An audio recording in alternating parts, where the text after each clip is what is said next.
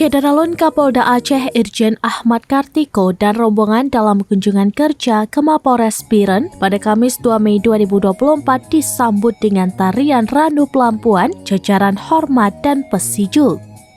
Pertemuan di Mapores Biren turut dihadiri unsur Forkopimda, tokoh agama, dan tokoh masyarakat Biren.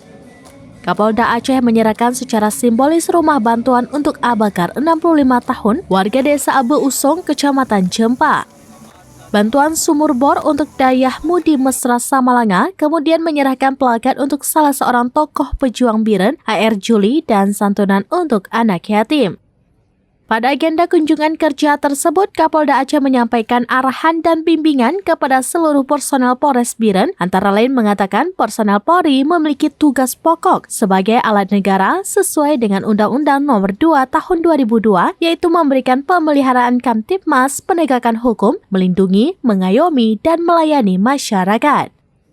Kapolda juga menekankan kepada seluruh personel Polres Biren agar tidak ada yang terlibat dengan penyalahgunaan narkotika atau bahan terlarang. Menurut Irjen Pol Ahmad Kartiko, kebijakannya sudah jelas. Bila ada anggota Polri yang terlibat, akan diproses. Dari Biren, Yusmandin Idris, rambinews.com. Mohon izin, salam Kapolda Aceh.